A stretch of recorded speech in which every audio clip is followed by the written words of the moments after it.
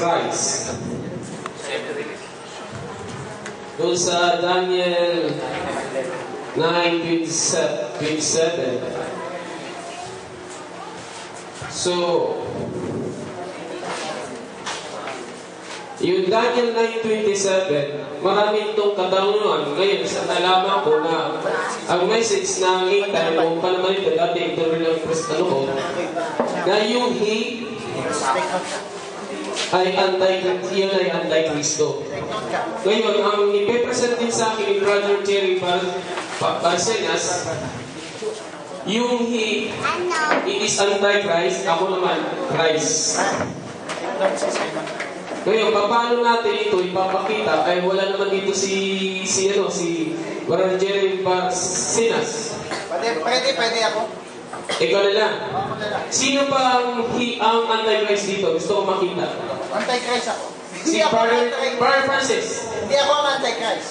Ako lang mag-stand na papaliwanag ko yung anti-Christ. Okay, tatanungin ko, bago ko yan, yung Brother Francis, yung iba sa iyo, iyo ba yung anti-Christ? Oo, walang ganyan, ha? Ito, Brother Lito, yung iba ito is anti-Christ. Gusto ko ba yung challenge kayo? Gusto ko yung paano mo pipresent? Madaya kayo, ha? So, ika-cancel ko ito. Siguro next time ko na lang yan, no? Kasi, papakita ko sa inyo, biblically. Hindi na po. Ako na mag-stand kay Balik. Kaya plano mo talaga ito, sorry. Ipakita ito sa ministerial meeting sa kami natin na maraming intay. Kasi gusto ko makita, gusto ko muna bago mo may-present ko, ipakita nyo sa akin, this he is anti-Christ. Yatag ka muna, hindi mo mag-present. Hindi. That is my purpose revelation. Hindi, wag mo na muna si Balik Francis, dito. Ako muna. Hindi. Gusto ko, because, ito kasi yung I'm sorry to tell you to because na nag-challenge kasi dito si Brother Jerry Barcenas. Si Brother Jerry Barcenas. Hindi, gusto ko muna i-challenge si Brother Francis. Si Brother Francis agad. Si Brother Lito. Kasi ipapakita ko sa kanila yung events ng Daniel 9:27. Hindi. Debatable. Brother Francis. So, yung siguro ang topic nila dati, nag-ignite ito kasi. Malaki ito igniting sa intay, pampainit. Pampainit.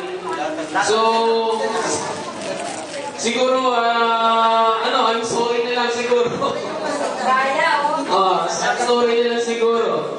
Ay takot si Brother Francis, takot din si Brother Lito. Brother Magdala, ikaw. Sabihin mo na kasi Brother Francis. Yung sino ito? Si Brother Francis. Anti-Christ ko siya. Ilagay mo sa order dahil ikaw yung nag-suggest ng topic. I-present ko kung ano yung... Okay. Because nag-suggest kasi dito ng topic sa akin na bago daw ako mag-present ng topic, nandyan daw siya.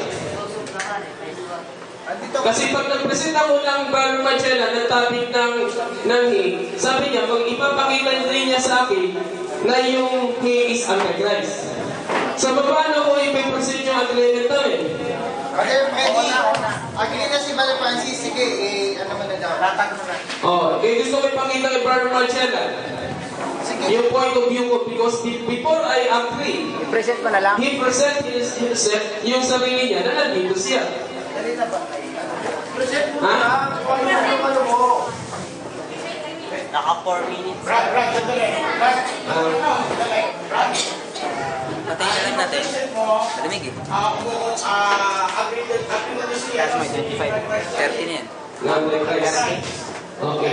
Mahal na yan. Dapat nasa 56. Oo. Malamig to. Sabi nila. Okay lang yan kasi ano na yan. Okay. Gawin. Electric fan. Ha? Electric fan. Patayin ka na lang. Natapos muna.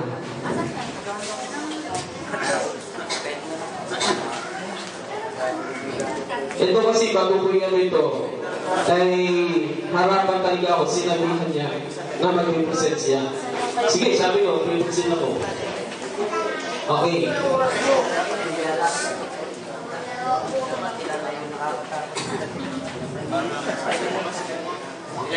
Dapat nandito siya. Okay.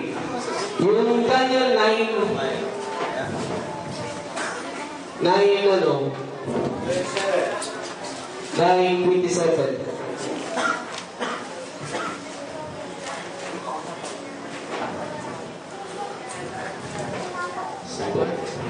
Nandiyan na ba? Mister, ha? Yung notebook ni mo.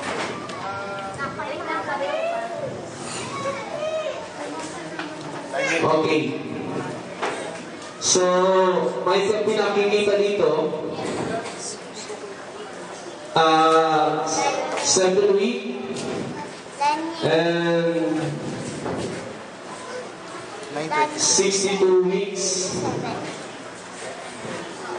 With this, the remaining 7 church ages, the remaining is 1 week. Ito yung pinakatingin dito. Yung 1 week.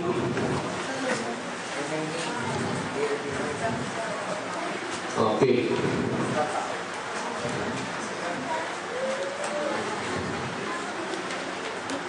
So, yung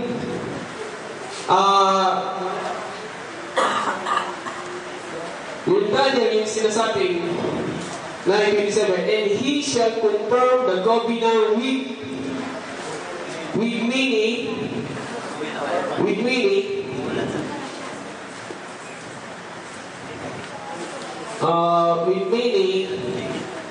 for 1 week. So sa Diyos, iba naman ang computation yun. 1 week. Pag sa atin naman, pag sinabing many, maraming linggo sa loob ng isang linggo. Pag sa ating kapanahunan. So pag kinumpute mo, sa isang buwan, mahaba ito, hindi kakayanin yung brother dito. Yung isang buwan, 4 weeks. So, 4 weeks. So, pag kinumpute mo yung 4 weeks times 12 times 4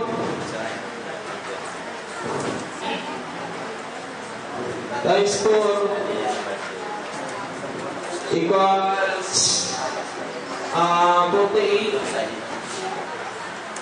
48 weeks sa loob ng isang taon. Pag kinumpute mo sa 7 years, total niya is 336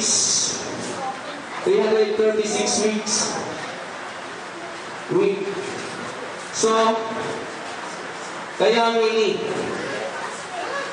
mini for 1 week. Pero sa Diyos, is about 7 years. So, hinati niya, 7 years. So, malinaw, na nung pinakita ito kay Daniel, ipinakita rin kay John.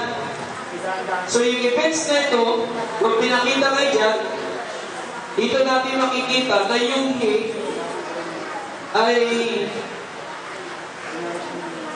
hindi pala ito Antichrist. So, paano? So, back to the Revelation chapter 11. Iimay-imay natin ang Revelation chapter 11.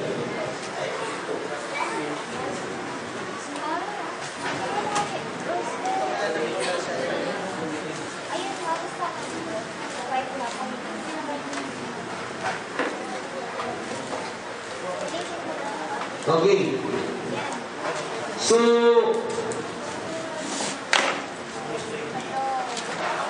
ang bilis. Siguro na kayo. Inilipad yung ano mo. Maraming linggo. Sige.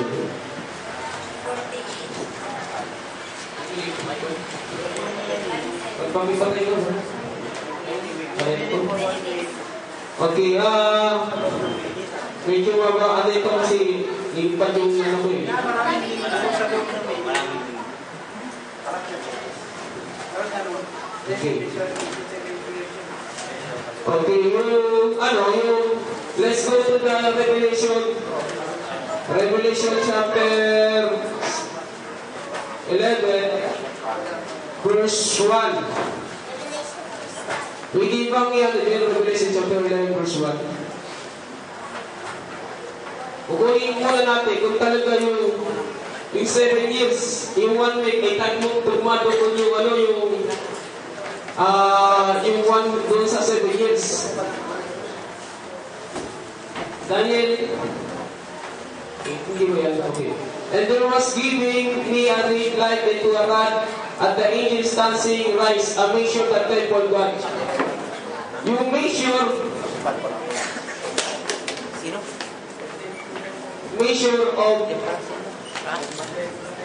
temple of God. Ibig sabihin may sukat pala sa loob ng isang linggo.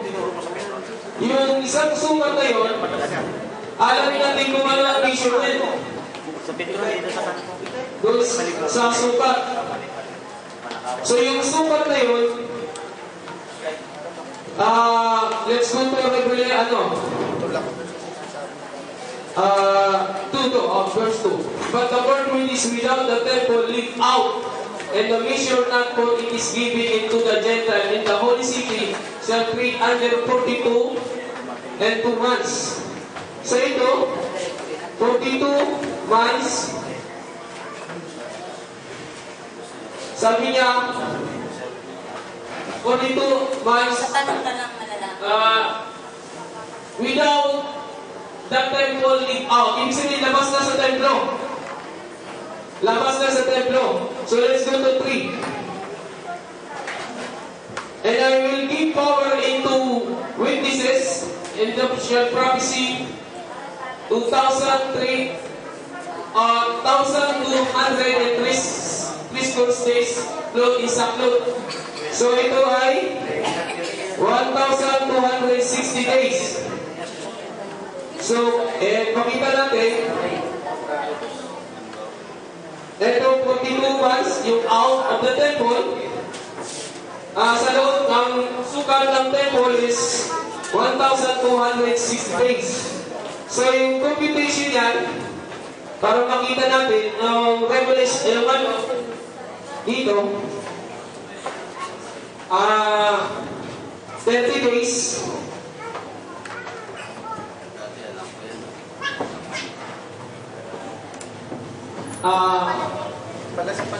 times 12. Ito kasi month ito eh. Ito yung year. Equals 300. 1,080. 80. So may natitira pang kalahati, no? Which is 6 months. Para makuha natin yung 1,260 days. So, ang natitira pa 6 months is 180. So, 0, 60 to 1,260 days. So, tama yung sukat ng pinapakita, no? Yung 3.5 years. 3.5 years. So, let's go to the computation of 42 months. Okay. 42 months. Good afternoon, brother. Okay. Let's go to the 42 months. 12 times 3. Ito na, no? 12 times 3. 3 is sa isang loob na isang taon, mayroon 12 months. And then it is these 3 years.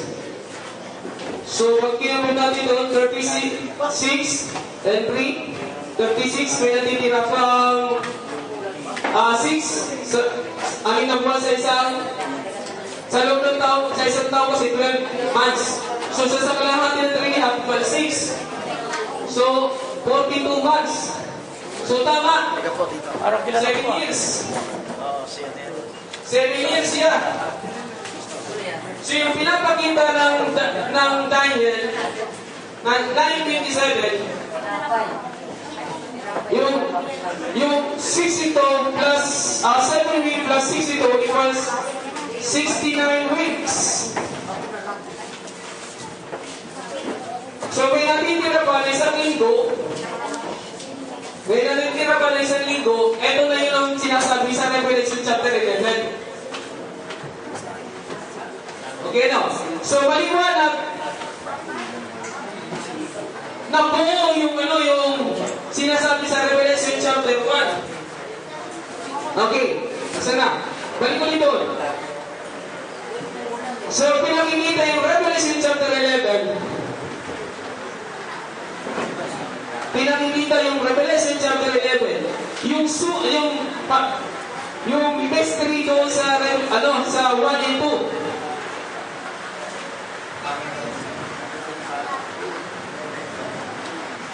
Okay. So, pinakikita yung 1 and 2 na dito magaganap yung events ng 1 week of Daniel. Now, ang tanong dito,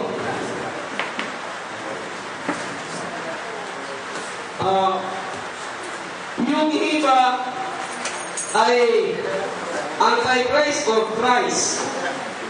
Yan ang very, very controversy. Now,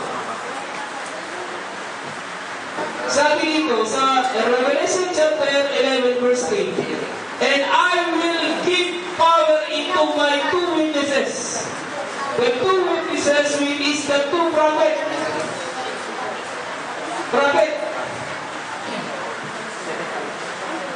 And Diyos ba? Yung Antichrist ba?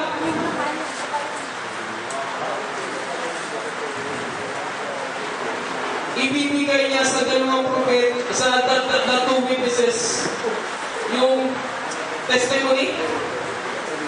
Sabi niya, napaliwalik ng hangin.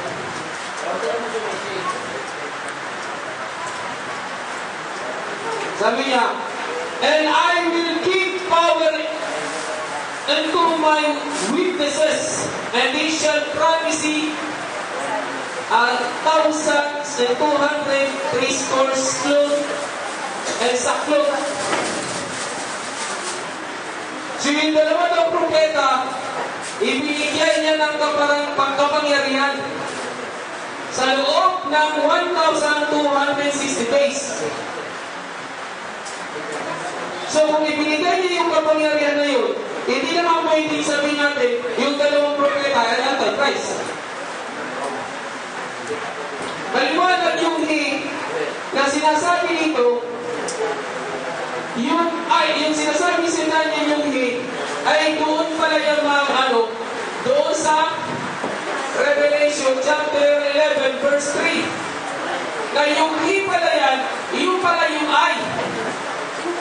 si Kristo pala yung na yan, na magbibigay ng power doon sa dalawang propeta. Yung Daniel 9:27, yung yan, yung pala yung mag-conform sa dalawang propeta para magbigay niya ng power authority sa loob ng 1,260. Kaya yung relation of the temple of God nandito lang sa first 3.5 years. Okay? So, hindi ko matatapos ang so ngayon,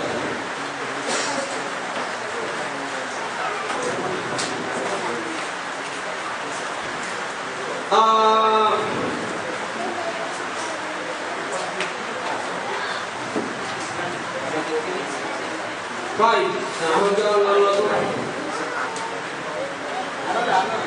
Sabi na dito, if any man's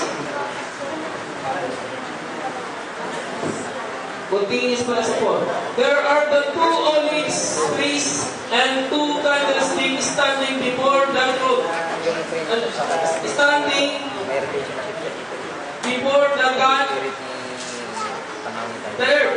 And any man will hurt them fire proceeding out of their mouth and divorce their enemies. So if any man will hurt them, he must in his manners be killed.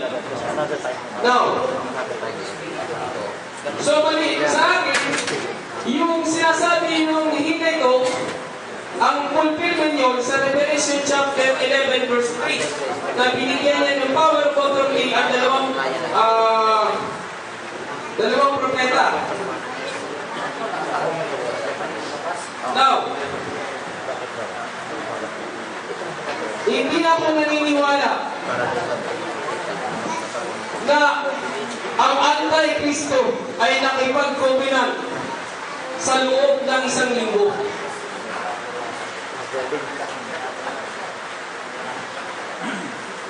Naniniwala ako na nakipag-covenant ang Anti-Kristo dito sa last 3.5 years. Paano? Okay. Kung tatandaan natin yung Matthew chapter 24 verse 15, may sinabi si Jesus. Sabi niya, di kaya tapusin. Siguro, ano na ito? Sabi niya,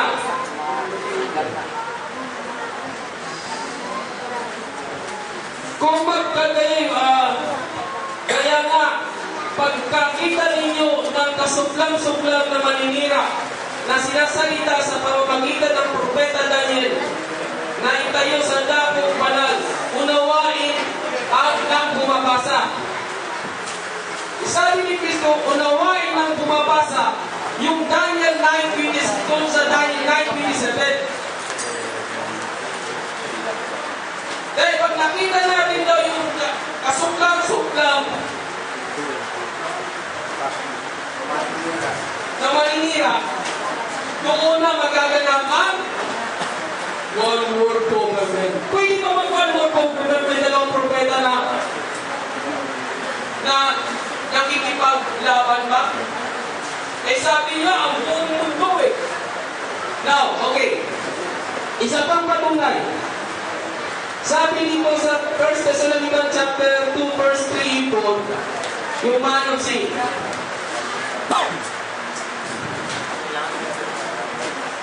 Dito pa, siguro hindi po ito umano, no? Mayroon lang ako ipapakita dito sa 2 Thessalonians.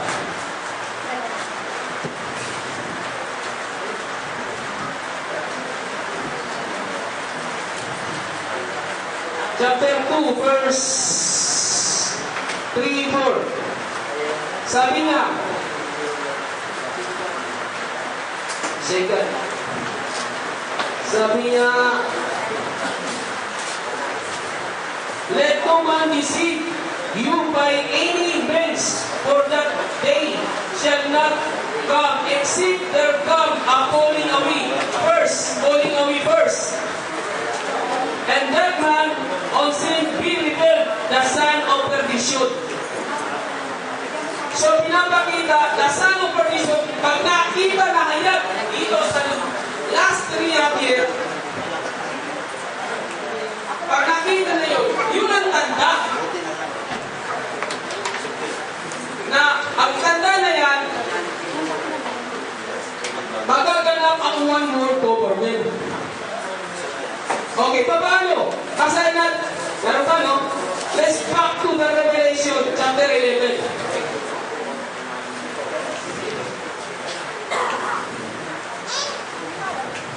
Anong patunay yan? Sabi niya, and when they shall have finished their testimony, the beast that ascended out of the bottom's pit shall make war against them and shall overcome them and kill them. So paglabas ito from the dito sa gitna na, paglabas pa niya, papatayin ang dalawang propeta. Kaya mamamatay dito ang dalawang propeta kasi ang power of authority na nila sa loob lang ng 1,206 days. Kaya yung peace dito, may kakayang patay dito, yung dalawang propeta, kasi wala na silang power of authority. Sabi niya dito, out of the broken speak, and shall make war against him, and shall overcome them and kill him. So, yun. Pagkatapos ng magpropesya dito, automatic, namamamatay talaga dito, dalawang propeta. So, pagkamatay dito, dalawang propeta, dito na magaganap ang pag-i-enjoy. Ito yung makikita ko na ano na lang problem dito. Na magsasaya ang mundo. Revelation chapter 11 verse 10. Pagkamatay dito ng dalawang propeta, ito ang naganap sa buong mundo. Revelation chapter 11 verse 10. And these shall dwell upon the earth, shall rejoice over them. Kita mo buong mundo nagkatuwaan pagkamatay ng dalawang propeta. And make merry, and shall send gifts one to another, because these two prophets tormented them down, them that will on the earth. Okay, nagawa daw ang buong mundo dahil itong dalawang propetang ito nagpahirap sa kanila. Kaya nung namatay ng dalawang propeta, dito naganap ang one world government and one world religion. Okay.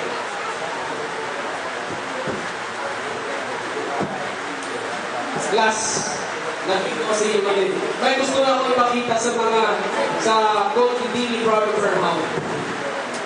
70 week of Daniel 55 by 3 purposes.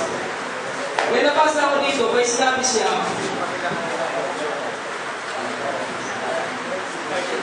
i-shortcut ko lang ito, no? Sabi niya,